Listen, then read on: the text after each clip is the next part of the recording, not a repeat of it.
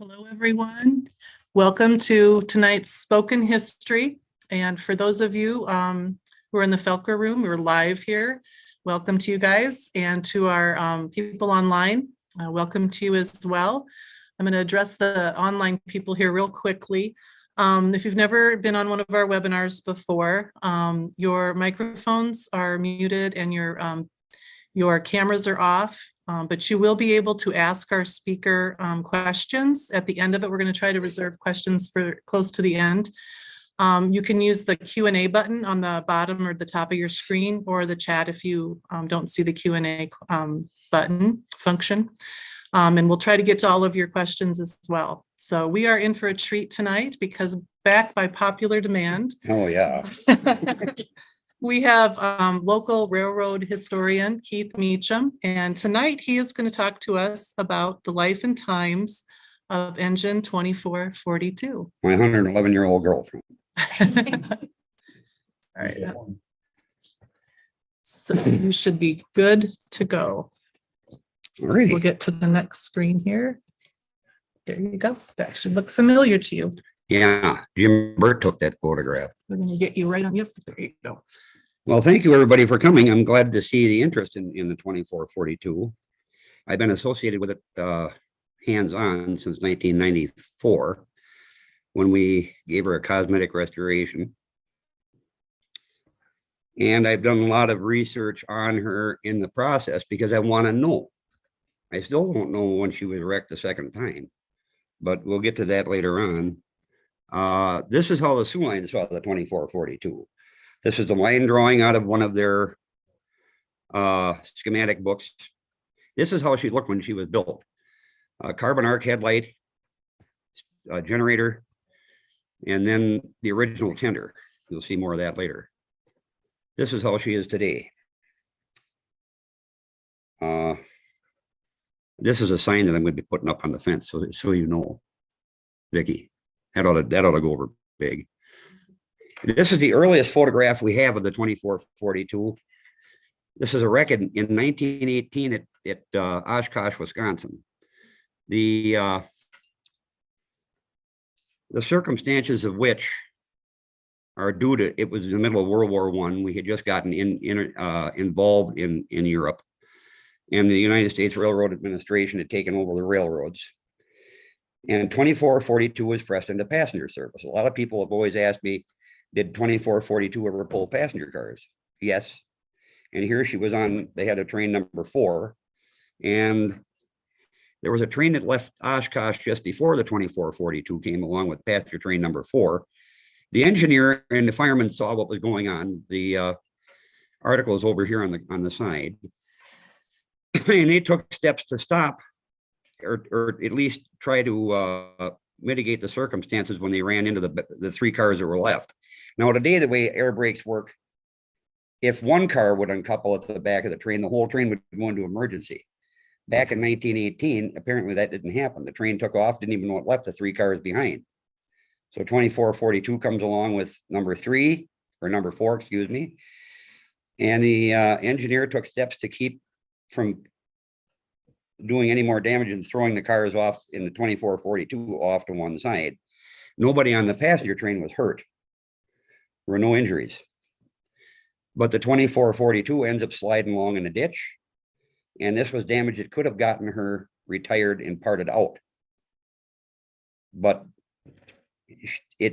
World War I saves her that time. And I can't quite tell if that headlight is a Northern Pacific headlight, which would indicate if she's got electric headlights instead of carbon arc. I can't quite tell. This photograph is good. And I got to give Mike Myers a lot of credit because I got this off of eBay. And I posted it on Facebook. Mike took the image and he sharpened it all up. It's real thin as far as being able to see all the detail. All this detail that's in here wasn't there. But he sharpened it up, and well, 2442 then ends up being repaired. And I know that's what kept her in service, was getting wrecked. That's really actually saved her life because, like I say, this little damage probably would have gotten her retired and parted out and scrapped. But I'm not sure now I always used to tell people that she had gone to Manitowoc Shipbuilding after World War I because the Soo Line contracted with them to rebuild a lot of freight cars, and most of the 2442's sisters, because they were so far behind on maintenance because of the USRA control. And I don't think she made it there. I think she probably ended up in the back shop at North Fond du Lac where she was repaired, and she gets back into service. This is 2442 at, I said Shoreham Yard, but I think this is the Soo Line Freight House in Minneapolis. Now, exactly why she's there, didn't say. This is another photograph that somebody let me know was on eBay, and I got it. And it just said Minneapolis. And it looks to me like this is Shoreham Yard, because here's this, over here to the left is the sand bunker for the sand house. But why she's got this airline draped over the front coming off the engine air tank. And if you look up here, and I don't know if it shows up so good on that, it does, probably better than on here. There's a steam line attached to her steam dome running back over the cab, and it keeps going actually back over that refrigerator car right behind her. Now, what she was doing at that time, I don't know, but that little steam down here tells me that the cylinder cocks are open. Have no idea why she was there. This is her original tender, and that's what the original tenders looked like before they were rebuilt by the railroad. This is what happened to 2442's original tender, tender 2442. They turned it into spreader car W63. You didn't plow snow with this unless you were a really hardy individual, because everything is in the open. They use this to like widen cuts in the wintertime when it snowed, to plow yard tracks like in Shoreham Yard, but it maybe spread ballast, but it was never used as an actual plow. You'd have got killed because all the snow would have came back right at you. This actually lasted longer than the 2442 did. W63 made it to 1986 before, just after they took over the Milwaukee Road, then they finally scrapped it. I'm still not sure where this is. I said on the Nakusa line, it's just too flat for the Nakusa line. This is another photograph that showed up on eBay that I managed to get because one of my friends said, hey, Keith, there's a photograph of the 2442 on eBay. Went over there and I saw this. It was hanging in my dining room for the longest time. I don't know where I put it. Everybody should be as organized as I am.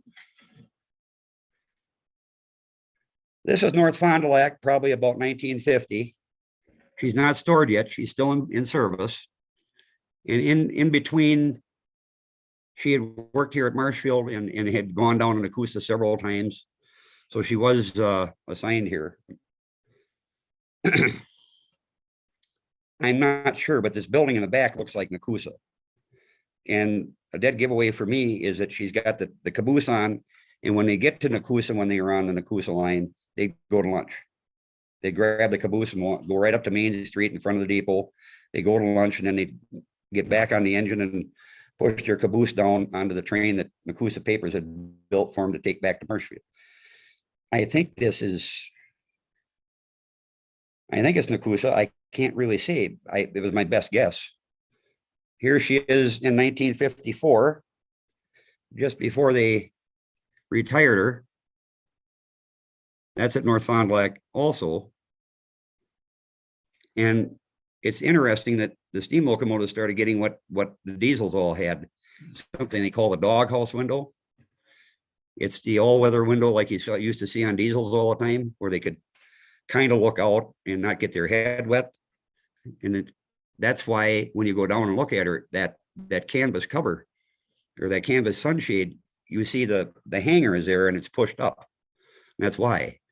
Never could find the marks where that was on there. That's 2442, just before they towed her in to restore it and ship it to Marshfield.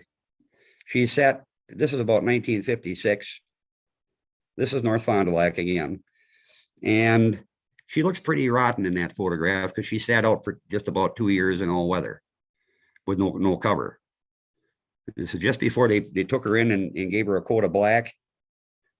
And these are the engines that killed the remainder of the steam on Soo Line. Electromotive division of General Motors model GP9. Actually, the first one on the property, I think, was a 2550 if I go by the dates. And that was a passenger unit. Then you have the 2400 and the 400. They're both here at Marshfield.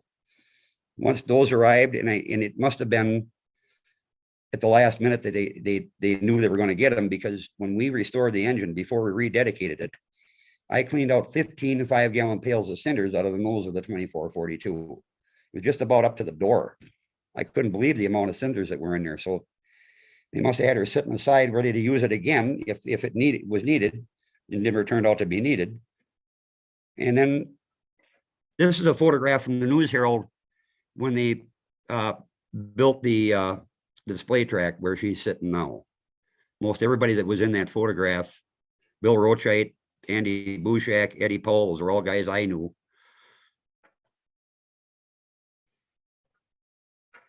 This is the dedication ceremony in 1956. As John Figge giving the Vice President of the Soo Line, R.L. Simpson, a gift of cheese. And the guy way off to the right, I believe that's Reverend C.J. Dregney, who was very instrumental in the Northwood County Historical Society. And they actually were a big push to get 2442 here. Now, according to what I've been told, 2442 was not the first choice. The city had looked at, and I'm not really sure who. I always guessed that they went to the Northwestern, and then they went to I was told the New York Central. I don't know. And neither one of those were real responsive. And the Soo Line's program of donating a locomotive, they got actually very proactive in it. They wanted their presentations to look proportional. They wanted a chain link fence around it, topped with barbed wire, so that nobody could get in there and fool around with it and come back on the railroad, which I guess I can't blame them for. And they eventually, the city and the Northwood County Historical Society make contact with the Soo Line, and officials from the city and the Northwood County Historical Society go to North Fond du Lac. The Soo Line came here and looked at the site and measured what there was. And then they said, well, this is the locomotive that would basically fit the site that you have. They were very proactive that way. And from there on, then the city had to raise the money, or the Northwood County Historical Society had to raise the money for the fencing and the road bed that she stands on now. The Soo Line donated the ties, the rail, the angle bars, bolts, nuts, spikes, and the section crew here in Marshfield donated their time. They went down there, and like in 3 hours, they had everything laid and ready to go. 2442 was stored in Stevens Point until they were ready for it. They brought it to Marshfield in a regular freight train. And the day before they were going to push it down there, they pushed it over behind the depot right over here and put the main rods back on it, because when you shipped a steam locomotive, you didn't leave the main rods on. They put the main rods back on, and on Saturday, before the dedication, the Saturday switch engine pushed it down to Marshfield in Texas to the site where she is now, pushed it up to the track. They didn't go on it. They had cut the M&T and moved it over with a bulldozer, temporarily joined the M&T to the track. And when that was, they had the engine winched in with a crane from Thompson Abbott Construction. And when they had the engine where they wanted, then they put blocks on the front and on the back on the rail. They cut the track and moved it back over where it was supposed to be, and then finished off the fence. Then they cleaned up the mess they made.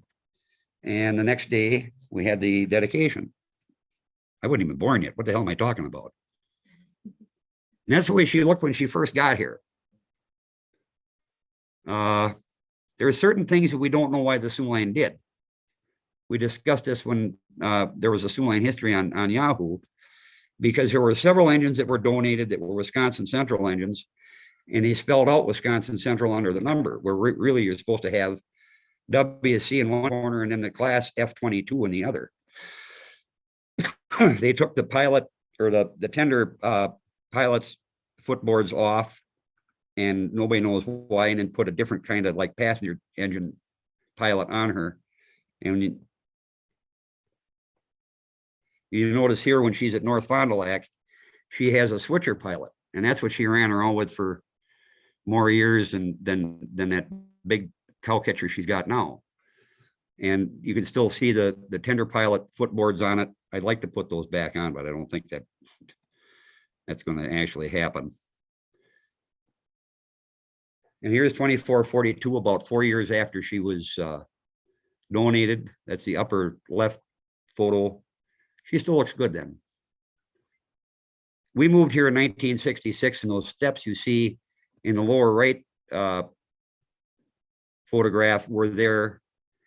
And there's a kind of an oddity with this photograph. They actually went up the side of the locomotive. They almost look like they're turned outward toward the fence.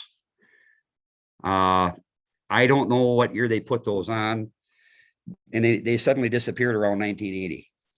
And there was a period where the street department for the city was taking care of her, which should make a lot of things clear. I shouldn't sit here and make fun. 2442 in 1980. We don't know what happened to this sign. We would love to have that sign back there, but that disappeared about the same time everything else did. And that's the original fence that the Soo Line put up, topped with barbed wire, that Ken Bargander hates so much, and I can't say I blame him. I like it better with the barbed wire gone. It was hard to climb over the top with that barbed wire on there.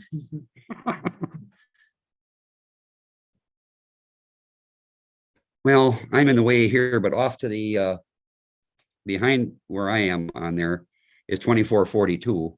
This is the Marshfield and Texas Spur looking north at the entrance to Wildwood Park. Bruce Oldenburg came to Marshfield in 1993 during Maple Fall Fest. And Bruce is a mechanical engineer. And he had what he called his pole cam. Now, this is really interesting. And he's taking photographs, and he wanted me down there. I'm out of the photograph, thank God. When he took this picture of 2442, she looked terrible. And at some point they had painted the fence green. I don't know when they did that. You notice the steps are gone.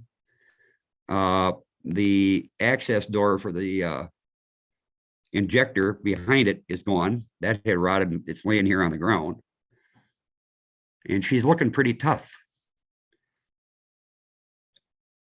It's no wonder that Mayor Marilyn Hardiker wanted something to be done with this thing, because it didn't look good at all. They had painted it, I forget what year, and I never knew what paint they used, if it was latex or what they used. But it didn't take very long and she turned gray. She wasn't very black anymore. And Shirley Mook and Chris Jockek in the Historical Preservation Association came together and decided they needed a project to do, and they picked cosmetically restoring the 2442. I'm that happy little lump in front of the stack. Chris Jockek is leaning on the stack. I forget now what he's asking me. We were in the process of taking that off. We were trying to remove as many parts as we could before the guys came down and took the boiler jacket and the asbestos off. And the fellow standing next to it is Ron McBride from our train club. That's his van in the background there. And my first vehicle, my pickup truck, is just about out of sight on the end of the photograph. We took the cab sides off, and this side, when we had that steel plate off where the number is, it was all mortise and tendon carpentry. And when Chris cut the last tendon, I was standing there and I caught that side in my arms. It was wet, it was heavy, it stunk, and it was rotten. And that's from standing for 40 years with no cover. But the thing is, when we took this side off, there's that plate that says Wisconsin Central on it. We took that plate off, and right underneath, out of the paint, come F12. So that's not her original cab side. Mark Myers has that. So it's very possible, and I've said this many times, that while she was at North Fond du Lac, they were probably starting to scrap her. To this day, there's still a short piece of pipe about this long that needs a nut and flange and threaded on the other end that would fit into the cylinder saddle for the exhaust or the air pump. That's missing. It came in here with it missing. We don't know where that went or why. And here she's getting her new home put over her. I told Butch that I didn't have any photographs of that restoration. I was looking on my computer the other night. Surprise! Chris Jockek. And I'm not sure what he was doing in that photograph. Iris Ginsburg with a small steel brush trying to get rust off the pilot. This is when they sandblasted it. I was there that day, but made sure I never sandblasted anything because I didn't want to hurt the engine. In the cab is the late Jerry Ginsburg. And he was following the guys that were sandblasting with a chipping hammer and a chisel and taking off any thick scale that was left behind that they couldn't get off with the sandblast. He worked up there for probably 3-4 hours. And I was standing basically over probably about next to where this photographer took this photograph. He took a break and he came down and he walked over by me and he got a kind of a half smile. If you knew Jerry, he didn't smile a lot. He got a half a smile and he says, Keith, you know, that boiler is in a lot better shape than I thought. I said, are you telling me it could run again? Well, he says, with a lot of work, it could run again. But he says, it's in a lot better shape than I thought. Well, once we sandblasted it, you can't believe the brass that is on that locomotive. She actually, Chris Jockek made the comment. He says, should we paint it with all that brass? I says, you want to cover that up? He says, don't look right. It was just absolutely pretty. Every valve is brass, and then the check valves in the front of the boiler where the water is put in, that was all big. They're all big brass castings. And it's no wonder she's as heavy as she is with all that brass in her. This is the rededication. Tim Kelly, who was the superintendent of Wisconsin Central Limited, and Shirley Mook. And then the next photograph, you can see Dr. G. Stanley Custer in the background. This is during Tim Kelly's speech, which I was very happy that he managed to mention my dad in it. And then Mayor Richard Daniels, if anybody remembers him. And my job during that rededication was to make noise, ring the bell and blow the whistle. And we had the whistle hooked up to an air compressor, and all you could get out of it was it sounded a lot better when I had it on Leon Schneider's steam tractor. And then I was like from me to Mary away from it. And I'm blowing it, and I had tears in my eyes. And it's just a beautiful sound. At 80 pounds, it brings tears to your eyes. I'd like to get it operating again, but I don't know, that might start something that we can't finish. And Stan gave a wonderful speech that day. And he prefaced it by saying, I can't think of any community in the state of Wisconsin that grew to be the size of Marshfield without the aid of water or some kind of navigable waterway within the city boundaries. And it's all due to the railroad. And 2442 is the representation of that. This is after the restoration. We left the Friends of the 2442 signs up on the fence, which he wasn't finished yet. Still had the engineer's side of the cab to finish. That took another 20 years. And Mary quite contrary, and her damn camera came down when I was reinstalling bolts, because a lot of this, the painters had come in just like a couple weeks before, and they had finished off this side and put it up there using as many drywall screws as they could possibly get in there. And I said, this is not going to work. So I went to Fleet and I bought a couple bags of lag screws or lag bolts. And I started working on taking the drywall screws out and putting lag bolts back in, so she looks halfway decent. And the problem with drywall screws are going to rust, and then the thing is going to come down. Then we're all going to stand there with a stupid look on our face. Now what? You know? Well, now she's bolted up there. She looked kind of neat after it got done, because he had all those silver bolts and that black background kind of looked like a leather motorcycle bag. Well, here she's getting, you can see some of the bolts I put in. There's those silver dots. And I've also got the new access door for the cabin. And actually we had the windows in this side. But going by what some people kept saying at the time, you don't need to put that in. The engine's not going anywhere. Well, the engine didn't go anywhere, but the sides did. They warped outward and then the windows fell out and broke. So I had to go down there and put the bracing back in and bolt her all down. And that pulled this particular side was out probably almost 3/4 of an inch. Pulled it all back in, and then the windows fit real nice again. That's when you were down there that day and the air was somewhat blue. Did you take this, Mary? We couldn't remember who took this. Okay, this is Mary Wilson's fault. This is after we had the windows in the engineer side, and I had all the hardware put back in. She was starting to look like something at that point. And the Historical Preservation Commission had gotten the historical sign put up. Starting to look like a Schwede. Was this you too? Couldn't remember who took these. I never. That one where you were standing in front of the engine with the flags up there with your bibs on? No, that was Jim Burt. Oh, I took one just like that too. Yeah, but I had my shorts on. It got awful looking. Up. Oh boy. Yeah. Face first. This is Mary's photo too, and this is before she talked me into going into the inside the fence and getting my photograph taken with her. That's when Ken Bargander had American flags on it. I didn't mind that so much, but that one in the back whipped around enough that it, and like I say, at 111 years old, at this point, she's 105. There are certain parts that are getting brittle. And that flag, that was actually a marker light holder that he stuck the flag in. It broke. Somebody called me at the house and told me, well, that flag fell off. And I went down there.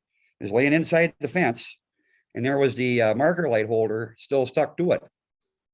I don't know how I'm going to repair that. I got to try to find, I don't know what happened to the flag. They all of a sudden disappeared. And Ken got mad when the city wouldn't fund putting flags back on it.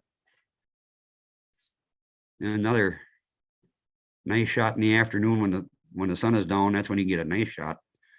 Look at the 2442. Now this is a good photograph because it shows 2442 with both of her smoke box fronts. She was wrecked again during World War II. We don't know where. Vicky looked and Don looked. We couldn't find any kind of documentation on when she was wrecked the second time. But she either got hit in the front or she ran into something, because when you get inside, you can see there's some heavy welding on the frame underneath here.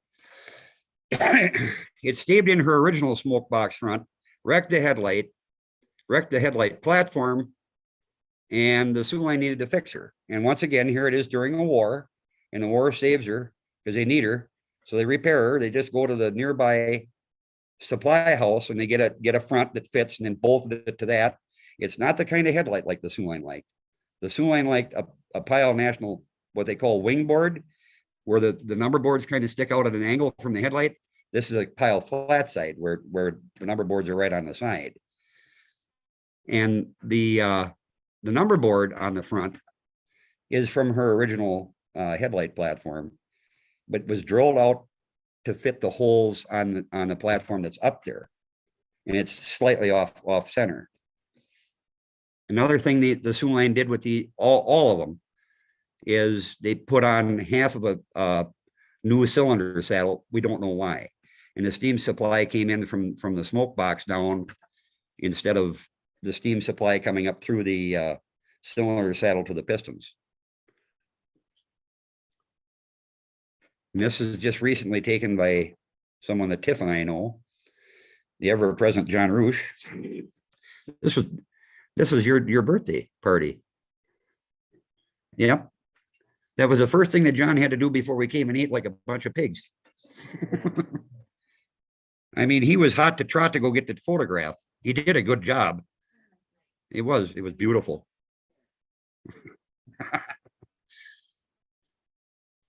Ah, yes. And me and a couple of kids ringing 2442's bell. That brings up a story. We were down there, the train club. It was Jim Burt, Joyce Burt, Sue Burt, Lee Burt, myself, and we had our cabanas set up by the gate door. And we hear a couple of parents hollering at, I forget the kid's name, I think it was Cody, and they're hollering at him, come back here, come back here. He wasn't listening. He shot across that parking lot.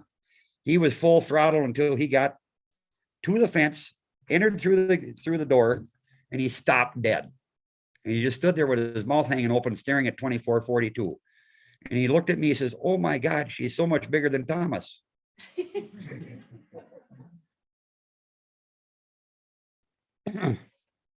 No kidding. And then there was another story I'll share with you about the bell. It wasn't very long after we had gotten 2442 fixed up. And I was going down there all the time and I was checking her out. Went down there one day, I was laid off from Figgy's at the time. And I'm driving by and I'm looking and something didn't look right. And I couldn't put my finger on what it was at the time. I was out in the street and I looked back and, oh, there's something missing. The anti-rotation bar on top of the bell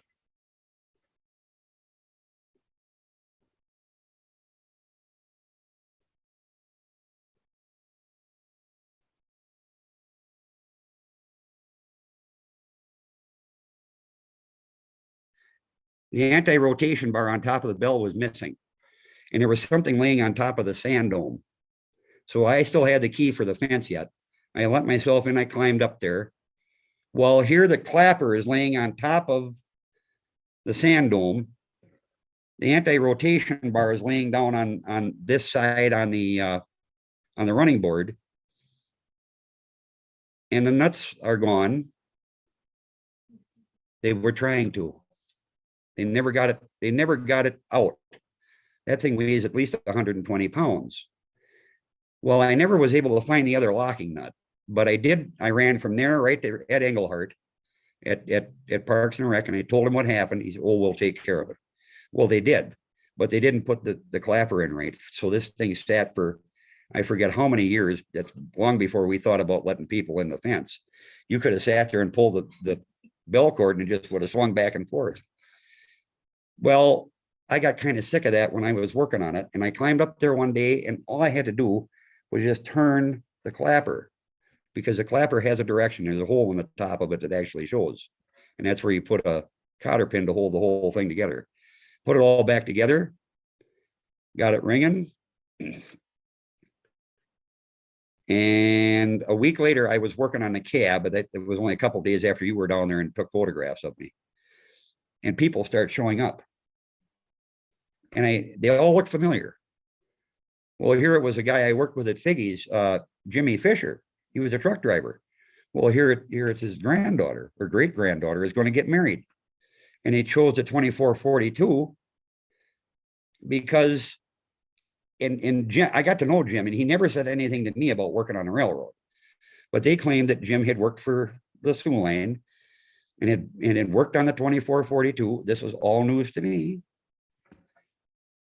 And I said, do you want me to get out of here? No, you're fine. And they're starting to hang bunting and banners on the fence and on the posts for the shelter. And the one woman who I hadn't seen in years was her daughter. She said, sure, it would be nice if we get that bell to ring. Light went on. I could do it if I had some rope. Well, about that time, Todd Ziegelmeyer shows up. And he was standing there talking to me, and I'm cleaning up and I'm thinking, there's got to be a way to make that bell ring.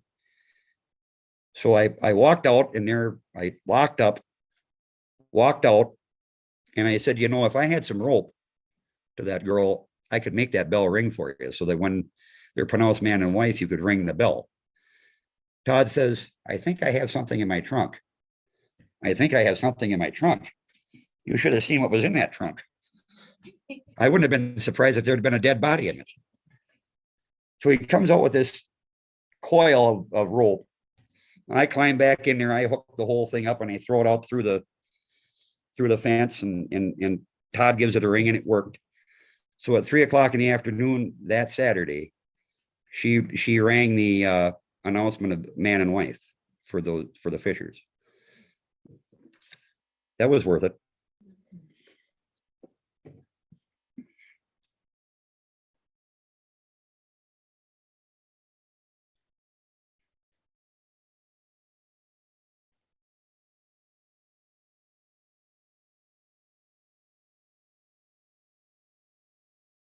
And that's it.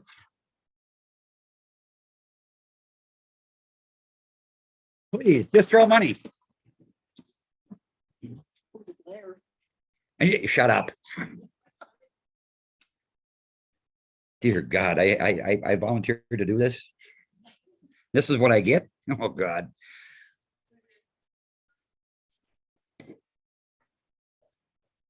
A hush fell over the room. When was she first put into service? 1911. Yeah, she was built in Schenectady, New York, an American Locomotive Company. And she is a sister, direct sister to the 2713 in Stevens Point and the 730 in Gladstone. They all came from the same order number, S797. And their builder's numbers run concurrently. 2442 is 49,785. 2713 is 49,796. 730 is 49,799. And they're all preserved. Yep. I was going to get the name of that guy I was talking to because I want to replace the numbers on the cab. Rocky Rasmussen put those up there freehand. She came really, really close. But I would like to put the small sublettering and everything back on it, WC F22. And while the person's doing it, might as well have the right size numbers and the right font. And I got into contact with somebody up in Spencer that makes that stuff. And I managed to somehow get Mark Myers to agree to donate the paint and the sprayer, but I need scaffolding. You know, you don't realize how tall she is until you actually try to reach anything with a 6-foot step ladder. Everything is 10 foot in the air. You know, when you climb up in that cab, it's not a steady up. It's straight up like a silo. And I've had, when I was working on it, I had kids that would get in there. Can we look at the engine? Oh, sure. I don't care. Next thing I know, they're way up by the bell. And I had, apparently was all brothers. And the littlest guy was probably about 4 years old, maybe 3. And he followed him up there because they had gone up there.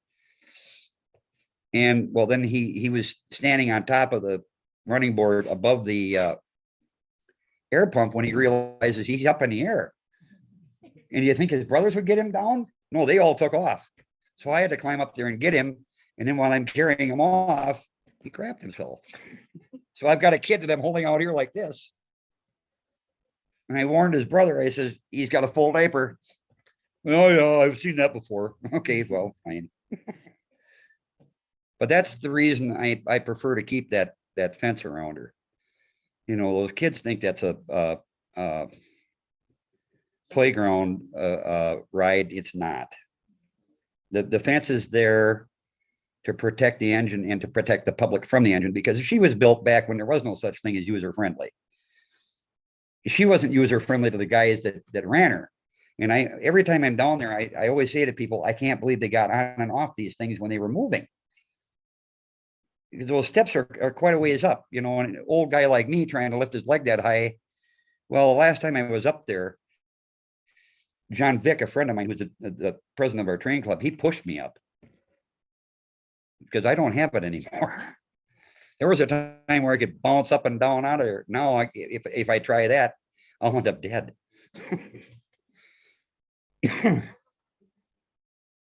Loaded or empty? 199,256. And that's including the tender. And the tender actually the engine itself, when you try to figure out horsepower, and when it came to steam locomotives, they always talked about tractive power. 2442 develops 43,000 pounds of tractive power.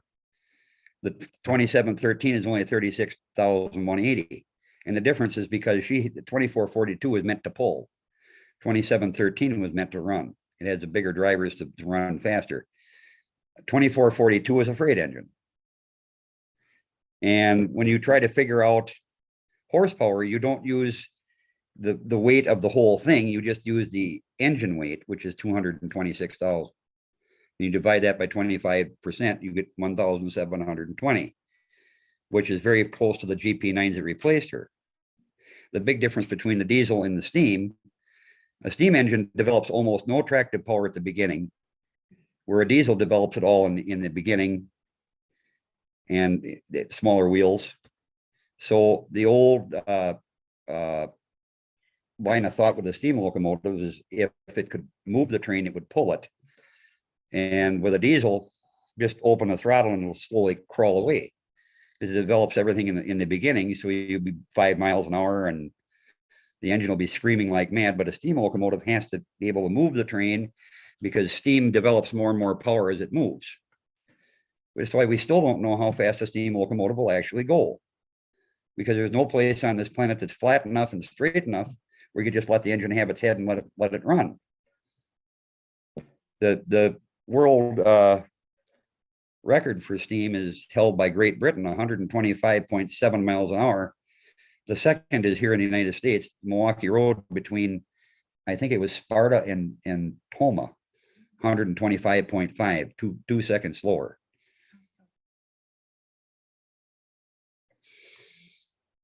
What is that? Something like that. It's funny that it is here in the continent. Well, the British, I think they were all drinking tea that day. But, well, I think you and I and Dave and I have talked about the Pennsylvania T1, the duplex. And there were unofficial timings where they claimed it was going 154 miles an hour. But you want to get somebody riled up about facts, and you bring that up. That wasn't official. Yeah, well, what are you going to do? Did it operate only in the state or did it go outside? Well, she was everywhere. For the bigger part of her life, she was on the first subdivision. That's North Fond du Lac to Schiller Park. But she eventually, as more and more diesels came into use, she got bumped further and further north. So she was here. She was here several times before the diesels began arriving, and drew the assignment going to Nakusa several times in her career. But toward the end, that's what she did. And then she was replaced by a bigger locomotive than her, which proceeded to break rails and spread rails because it was just too heavy for that track. They went from the F-22 to a Mikado 282. I've got photographs of that. I think you've got them, Vicky. Yeah, it was pretty much a rotten experience because the Northwestern track was so light. And the Soo Line puts this great big engine over it and spent most of its time on the ground. I entered into this project with the restoration, wanting to know what kind of condition that boiler was in. And Chris Jockek got the idea that I was thinking that I was going to restore the engine to operating condition. No, I never said that. But I had to listen to the same thing over and over for many years. You don't want to do that. The engine's not going nowhere. I didn't say it was. But now I know what kind of condition she's in. Now I'm a little more tepid with my assertions about trying to make her run anywhere. First of all, it costs too much money to try to get the tests done. And if it survives the tests, would it be able to steam? Where would you run it? Canadian National doesn't want anything to do with it. Canadian Pacific wouldn't want anything to do with it. It's too bad Wisconsin Central disappeared into Canadian National. They were open to a lot of things. it would be nice to see her run again. I can do that in my mind. That's about as far as it's going to get. And another thing that we all found was kind of strange. There's no builders photos of any of these. And we looked, you can't find any. I would have settled for a photograph of the 2431. Couldn't find anything. I don't know if Elko didn't figure they were worth photographing. We would have thought there would have been something out there, but there's nothing. All we have is the photographs of her because she was one of the last engines of that class to be around yet, and thanks to 2 world wars. And they began to see that she got a kind of a phoenix quality. She gets wrecked in World War I, and that saves her. She gets wrecked in World War II, and that saved her. Then she's sitting there in a deadline, and the city of Marshfield comes calling, and that saved her. Then she was actually, Mayor Hardiker was looking at scrapping 2442 on site because she had gotten so bad looking. And I could have almost went along with that. And then the Horse Historical Preservation Association comes along, and that saved her. And I've been trying to keep her looking good so she doesn't ever go anywhere and become razor blades. I don't want that. She represents why we're all here. And it's and she's the only one of that class left. Soo Line owned 150 280 consolidation types. And there were 15 of these. She's the only one left. Soo Line donated a lot of the smaller ones to different communities, but 2442 is the only one of the large size that's left. Online question. Okay. Steve asks, where did all Soo Line routes extend to in Midwest and elsewhere? What routes did 2442 run on? She was just about everywhere. She spent a lot of the first few years, like I said, on the first subdivision, which is between North Fond du Lac and Schiller Park, but eventually she ended up everywhere. A fellow I met on Facebook by the name of Tom Wilson has sent me photographs that he took of her at Appleton. And she did, Wisconsin Central engines didn't end up on old Sioux territory a lot, but they did end up like in Sault Ste. Marie, Rhinelander, west of Minneapolis out as far as Glenwood. So they would get to Superior, and I'm fairly certain that 2442 shoved iron ore on the ore dock at Ashland, because that would have been the next step up from the engine that they usually had doing it. But she went just about anywhere the Soo Line wanted her to. We also have a comment. Oh boy. from Mike Butler. Oh boy. Keith, thank you for all of your hard work and research. Thank you for sharing. I'll get even with Mike. Well, I've done everything that I can do. Like I say, I need scaffolding now to finish up the cab. I got Mark Myers to donate paint and a sprayer. All I need is scaffolding if somebody knows where I can get some. Otherwise, that's it, folks. Thank you for coming. All right, got the clap twice.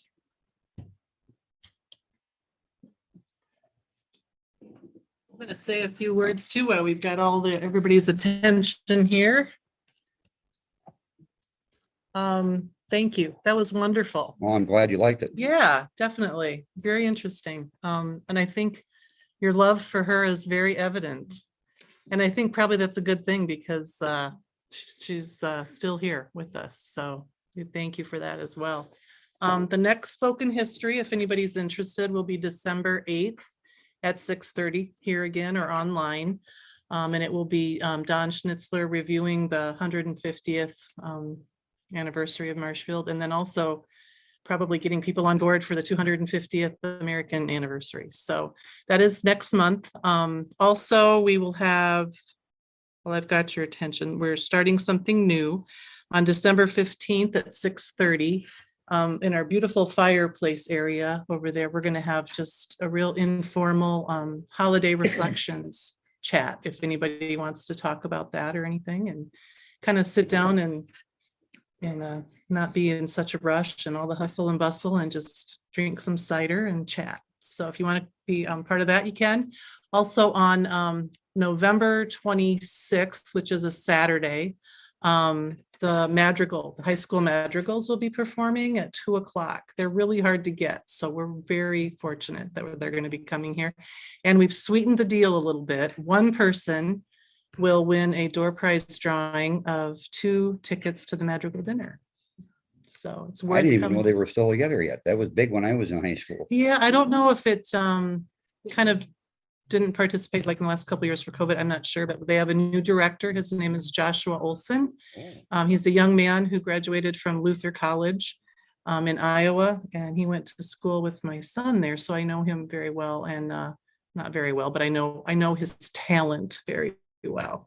That he was in the top Nordic choir there at that college, and he is multi-talented, let me tell you. So it'll be worth coming to. So they'll be in full madrigal dress and everything. So the dinner is December 3rd and 4th. They're having 2 days of it. I believe, don't quote me on this, they're serving pork, loin, and something with apples. And yeah, yes, yeah, it's wonderful. Well, then you'll have to come for sure. And yeah, so yeah, it's a wonderful experience if nobody's ever been to that before. So yes, definitely. I think the Saturday performance is in the evening, and then the Sunday performance, I think, is towards the afternoon or something more so. Also, this presentation tonight with Keith is being live streamed to our YouTube channel. So if you know of somebody who missed this tonight, go ahead and tell them that it should be up and running in a few days. But you can, or if you guys want to revisit anything that he said, and call him out if something's not exactly right. I was so impressed with that number you gave, clear down to the last little. Well, I've even got my driver's license memorized. It's like my dad always said, if it ain't worth a darn, that's what you'll remember. He was right. Well, it was, M250, 5016, 3250, 01. I had trouble remembering 2442. So I mean, I got that right, didn't I? But now I'm never going to forget it. So Good. that, yeah, very, very so. All right. She So shouldn't be forgotten. no, she should not. No. And I'm going to look at her in a whole different way. I didn't really know all of the history about this. Well, you should have came down. I found out that you can't get more than 6 people in that cab. And it starts to look like you're trying to stuff people up there. We got done at Maple Fall Fest, and John Vick, his fiance Aaron, Dave, me, and Mike Coleman. There were 5 of us up there. There wasn't very much room, you know. And we went through, when I was on the Historical Preservation Committee, we went through talking about putting stairs up there to get people up into the cab. And I think the one fellow who's the object of my affection made the comment, we just should put a wide stairway up there.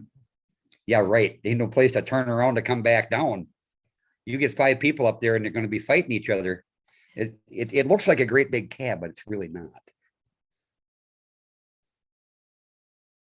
That's not. There are some of the boards that have more pictures on what you might have seen in the presentation and some information. So take some Are time. you taking those home with you tonight, or are you look leaving them around here at for a couple of Um, days? before you take off. Can I leave them here? Yeah, if you wanted to for a couple of days, where Mhm. people maybe could come back and see. I'll come, We would- I'll come we back would and get them lock next this- week. Okay. I'll let people online know that too. Otherwise, we just storm down at the train club. Oh, okay. Well, if you don't mind, I we'll don't mind at take all. great care of him here for just a day or I two. like if to you get the want. word out. Okay. Yeah, Keith has brought a few boards with pictures to display it a little bit in more detail. So he's agreed to let us have them at the library here for a couple days, and they'll be in the Felker room if anybody wants to come in and take a look at that. We're open tomorrow from 9 until 6 and Saturday from 9 until 5. I have a silly question. So Go in ahead. the holidays, when they have it all decorated down there, Do they have lights around there too? By the train or not? They tried that one year and it was so cold. We weren't paying attention to what we were doing, so we put motion lights to make it look like the drivers were going. And we hooked one set up wrong. So we had three of them going one way and the other one going the other. They had the headlight hooked up so it would shine. And we put colored lights along the boiler to outliner. They never asked us back after we hooked those that driver set up wrong. I don't mind that when they do that. That's kind of nice. They could even decorate the fence up if they wanted to. I wouldn't complain about that either. Yeah, my suggestions usually get lost in the wind. What the hell are you laughing so hard about? You know that as well as I do. Full cars that train could pull. In that photograph of her on the Nakusa line, or what I call the Nakusa line, she's got 40. That's just about the max for her. Well, if that was the Nakusa line train, there would have been chemicals, there would have been pulpwood, empty cars for paper loading. And of course, you didn't have a lot of the chemicals like we came to see later on. Like when you were first born and your dad was running around. Oh, look at the train over there, you know. Yeah. What a waste of money. But mostly boxcars. Everything back then, TIF was boxcars. They hauled coal in boxcars. Oh yeah. I still remember when the Sioux Lines stock cars were still around yet. They'd put plywood over the slats and they'd haul charcoal. Eggers used to get charcoal that way. Hand shovel it out. Stock car. Yeah. I remember them when they redid.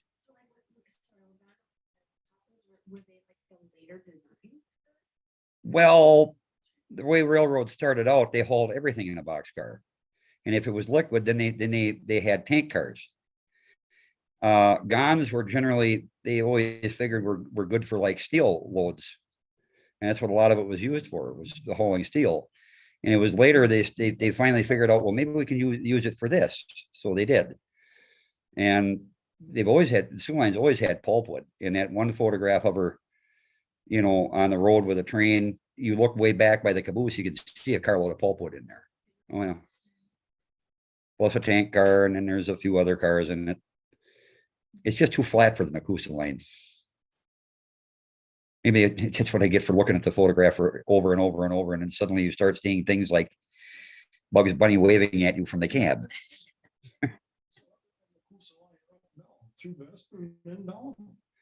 Came out of here, and it used to where the boulevard is. That's the Nakusa line. That was the Northwestern track next to it, and it used to where it turns and goes into Texpar Energies now. It used to keep going straight. Alan found it, most of it out there. You can still see it across Highway 10, and where that power line comes in with the big high lines, that runs right next to the Nakusa lines right away. It went down through Arpin, and then it crossed 186 and went into Vesper. And then where F goes east out of Vesper, it crossed that, and you can still see it yet by the ball diamond where it went into the trees. And it came out, well, on County F in Wisconsin Rapids, which I can't remember what street that is. Right, down in that area. Yep, went through Wet Rapids, it crossed the Milwaukee Road, crossed the Green Band Western, and went across Grand Avenue. Originally, in Rapids, it used to swing way wide. And the Sioux Line Depot was on the south side of Grand Avenue, the Northwestern Depot was on the north side. They went way wide of the Milwaukee Road, and then they came together down by Chase Avenue. And then the Sioux Line was in the middle. Milwaukee Road, Sioux Line, and the Northwestern. And they all went down to Nakusa that way. Kind of curved around and. Yeah, because that was what Chicago Northwestern See, I lived over that way. I went right through my dad's place. Okay. And there's one section there that was Chicago Northwestern Yep. right away, Yep, and then the sewer line. yep. And they were approached in the 1920s by the Interstate Commerce Commission to double up, just get to one right away. Well, they weren't interested in it then, but then when they were both in bankruptcy in the 1930s, then they decided, well, we'll split the ownership half and half. And at milepost 13, which is just south of Arpin, sewer line went over on the Northwestern, and then from milepost 13 to the new junction in Wisconsin Rapids, sewer line was on Northwestern. From Arpin to Marshfield, Northwestern was on the sewer line. And when they were building Veterans Parkway and they were ripping all that up, back up in there where that water tank is, that big cylindrical water tank, I was walking around on the sewer line looking over, and I could still see the Northwestern's original right of way that came in from the rapids. It was still out there. Too bad it all got bulldozed over. Wouldn't have done no good now, but it was still there, and I never knew it because that was always all weeds, And you can still see parts of it, like down around Vesper. You can still see the two rights of way in. Our place, or my folks' place is. So that's one section. Yep. Where was the older guys talking about the roundabout in town, or the Turntable. turntable? There were two. The Northwestern had one that was over where Pick and Save is now. Actually, that long silver warehouse behind Hiller's, that used to be where the roundhouse was. And the turntable was down in that area. And the other one was over here on Peach Street. Do you remember the old co-op fertilizer plant? It was behind that. I got photographs of that too.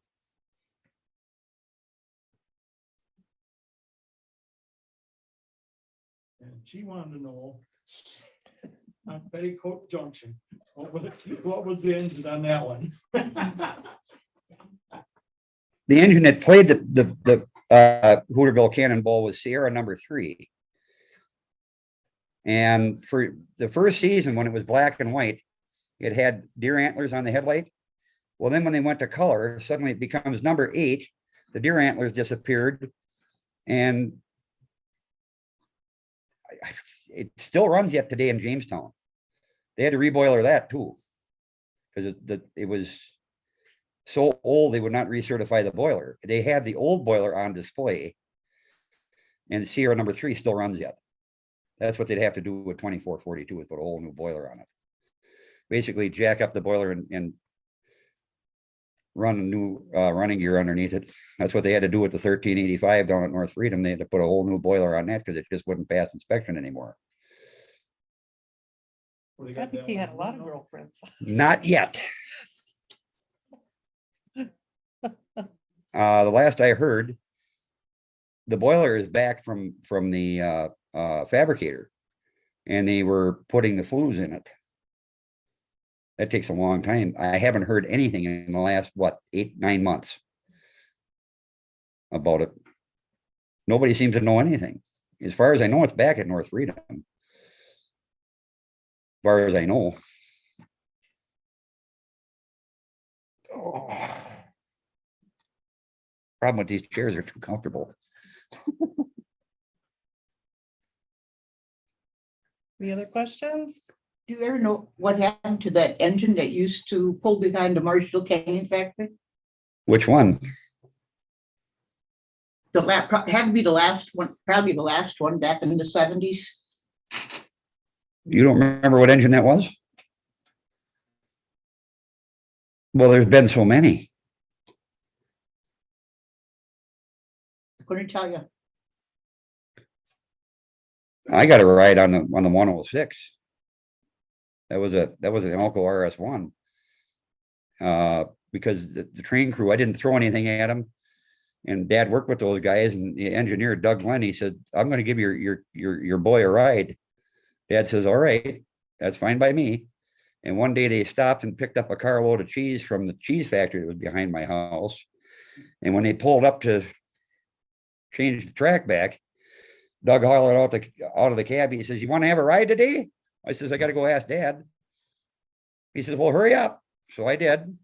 And I fell up the stairs. And when I got in the house, Ma says, "Dad's out, your dad's out in the garden." So I fell back down the stairs, ran out behind the garage. He says, "They want to give me a ride. Can I go?" He says, "Get going." So then I ran like mad through the next door neighbor's yard, fell through the ditch, staggered across Spruce Avenue, climbed aboard, and then he had me sit in the engineer's seat. That was a real treat, because all of a sudden the tracks look like they're about this big. When you're up in the cab of a locomotive, you think, how in the hell did we stay on this? He kept asking me how I thought the ride was. I says, "Awful bumpy." And that wasn't the track. That was the engine. That was the diesel engine bouncing up and down. Came home and he came back and they dropped me right at the crossing. And there was the hell was his first name? He was a Weber. He was a math teacher, Mr. Weber. His dad and my dad were drinking buddies back in the days of Rugby Junction. And he was our next door neighbor back then. And he was teaching, and then in the summer he worked on the section for the Soo Line. What's that? That he worked on the section? Oh yeah. Heck of a nice guy, great neighbor. I hated when he left. And I looked at him when I come walking across the street. I said, "Well, I got my ride." Like he says, "I guess they weren't kidding you." He kept trying to tell me they were pulling my leg, which knowing a lot of these trainmen, they probably were. So I still don't know which engine it was that. All I know is it's been early 70s. Well, RS1s were still around yet. So Who was the engineer? Do you know who the engineer was? Are you kidding? What he looked like? Was he a little old guy with a kind of a square jaw? That was Doug Glenn. I was more interested in riding in the engine. Did it smoke a lot? I was working at the canning factory and You were doing what at the canning company? working. Oh, that's what I thought you said. The engineer gave us a ride when they went down to the electric company, and then they came back, so we got that little short distance. But it was fun. But like you said, yeah, it's bumpy. Well, it's just that Yeah. diesel engine is bouncing up and down in there. That's the pistons doing their work. That's one of those things you don't realize when you stand there looking at it, but you get up close and you touch it, the thing is always vibrating. And it up and down like that. Steam locomotives are quiet, just a little hum from the electric generator twirling around. And of course, the air pump exhausts through the stack, so you get chaw, chaw, chaw, chaw. So it sounds like it's breathing. I know it. Well, Soo Line engines were allowed. One thing I learned over the years from all these people that I knew that weren't really interested in trains would tell you that they could tell the difference between a Northwestern engine and a Soo Line engine. The bells sounded different, their exhausts sounded different, and their whistles sounded different. So they could always tell when a Soo Line train was in town versus Northwestern. Even if they weren't rail fans, they knew. The steam, I guess, was it coal or wood? Did they? 2442 was coal. Wood actually wasn't being, when we had the Great Fire in 1887, they were already switching over to coal. You couldn't get no distance with wood, because you couldn't get consistent wood. If you were burning maple, you should burn maple all the time, but they burned whatever. With coal, and they didn't burn the greatest of coal either. Steam locomotives got a steady diet of what got cleaned out of the home heating coal that they bought for, like, if home heating coal was going for 80 cents a ton, they got the stuff that went for 30. And one of the big shining lies that was sold to the public when they went to diesels was that they were paying $1.25 a ton for home heating coal, when actually it was probably about 60 cents a ton.